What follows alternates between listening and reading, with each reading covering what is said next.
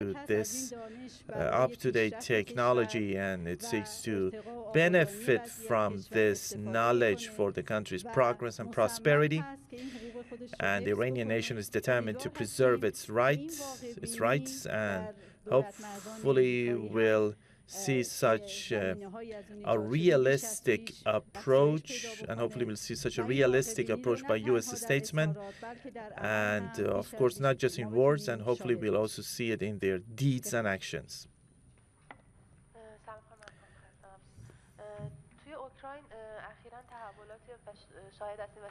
We've been witnessing some developments and an unrest emerging in Ukraine. What is the foreign ministry's standpoint in this regard? We hope we do closely watch these developments, monitor these developments, and hopefully there are contacts and talks between the government and the different parties. Then hopefully they will come up with some peaceful outcome, and hopefully the Ukrainian nation and government do have the capability to resolve their own problems, and we hope that foreign intervention is halted there, and foreign interference will not be helpful. And hopefully the problem, the crisis and the tension would be resolved through dialogue and through peaceful manner.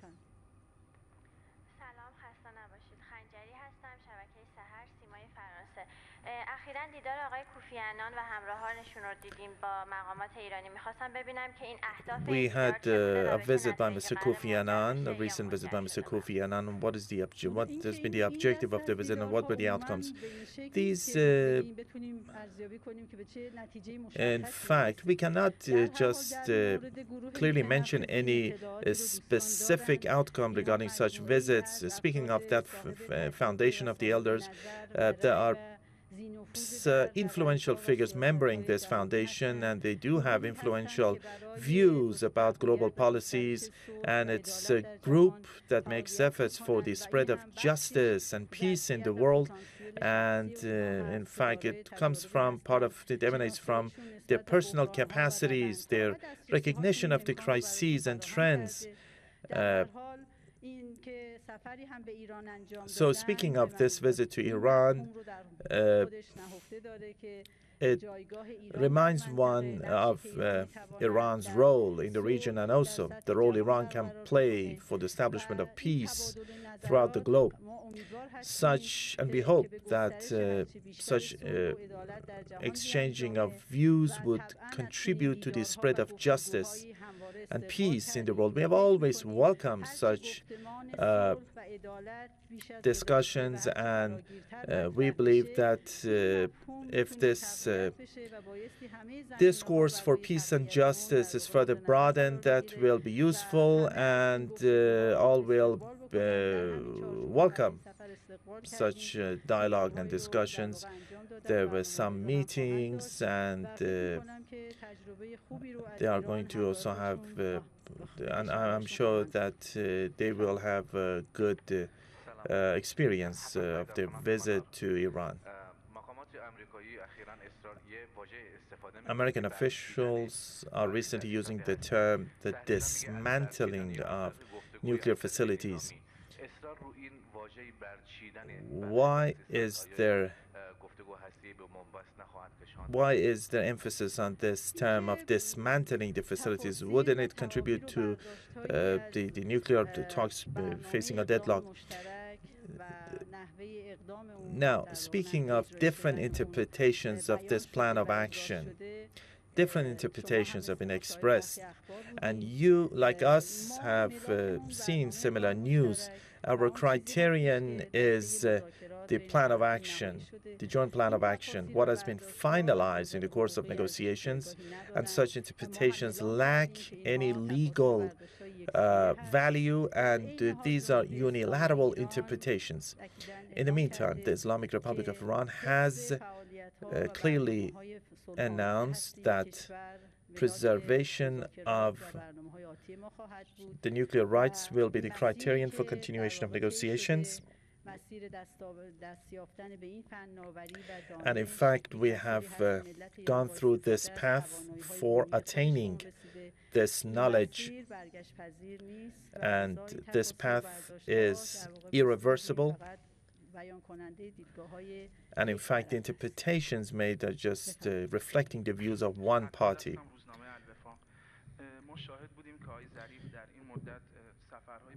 Mr. Zarif had visits to different regional countries, but regarding Egypt, Iran has had no contacts with Egypt with respect to development of relations. And you see the political map of that country is becoming clarified, and the military council declared Mr. Sisi as a candidate. And there's a new government in Egypt, and the constitution has been approved. Do you have any plans for contacting the Egyptians at this stage? As it was mentioned at the beginning of the 11th government, promotion of relations with all regional states and Muslim countries is our priority, and we do make planning and arrangements within this framework.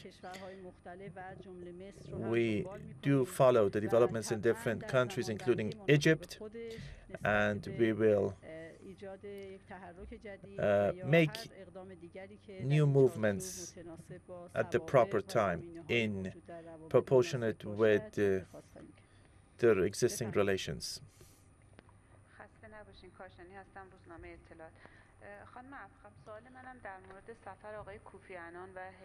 My question is about the visit by Mr. Kofi Annan and his accompanying delegations. He described the aim of his visit yesterday as to meet Iranian officials and also hearing the views of the widest spectrum of figures in this country. So, regardless of the officials, does Mr. Kofi Annan has any plans for meeting with other people, such as representatives of different parties in the country? Based on the requests and proposals, we arranged various meetings. Some of the meetings were held yesterday and going to also have meetings today, and you will be gradually informed. But speaking of the details, whatever arrangement is made has been in proportionate with the requests. They have meetings with the officials and also other influential figures.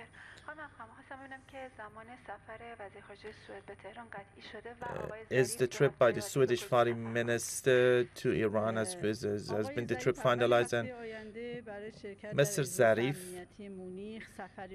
will travel to Germany next week in order to participate in the Munich Security Conference.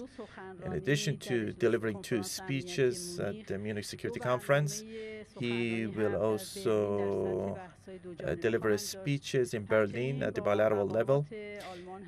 He will also hold talks with German officials regarding the timetable related to official visits, since they normally inform you about the date. Speaking of the trip by the Swedish foreign minister, we will inform you and finalize the exact date a few days prior to his visit. So his trip is on the agenda. Also, we will have the trip by the Polish foreign minister as well, and we'll later inform you about it.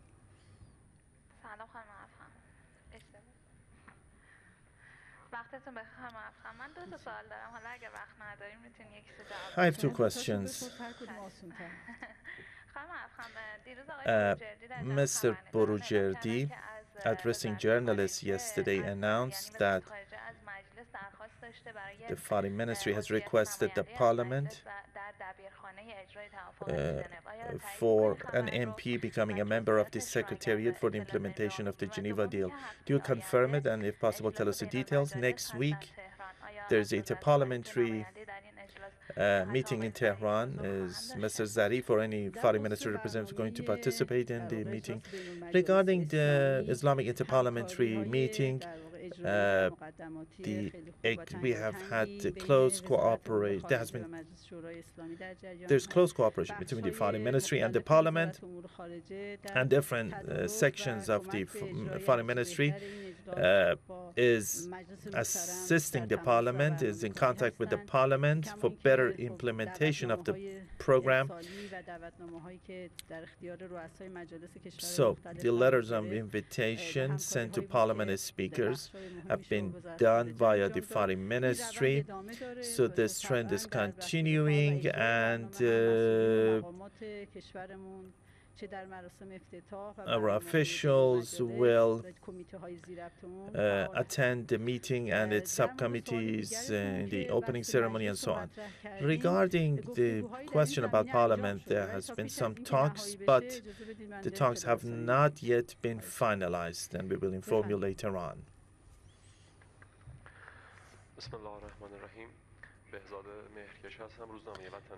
In the name of God, I have two questions.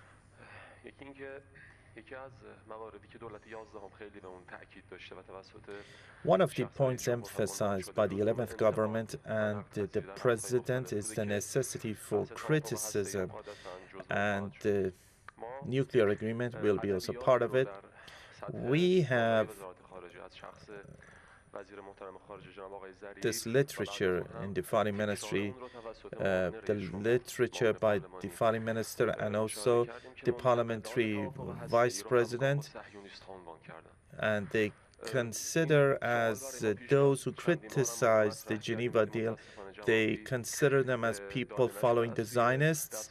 We have raised this issue several times, but we have received no response from the foreign ministry. Isn't this in conflict?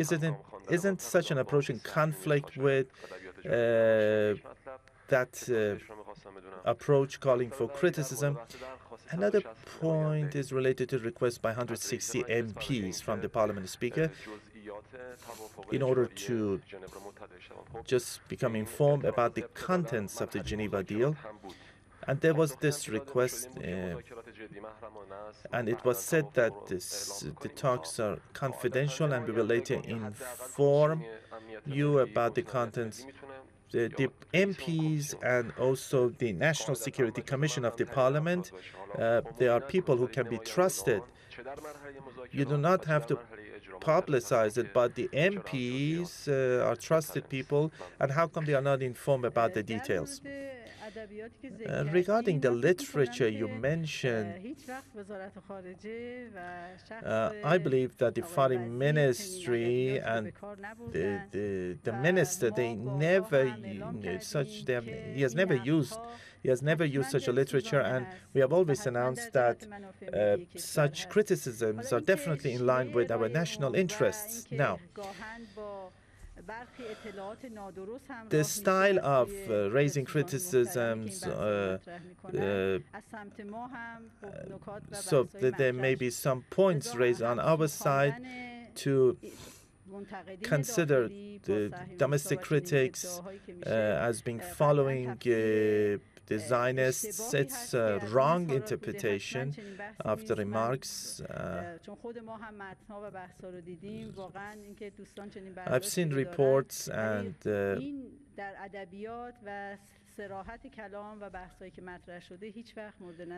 this was not what we meant, and such an approach has never been raised. Regarding the letter by the MPs,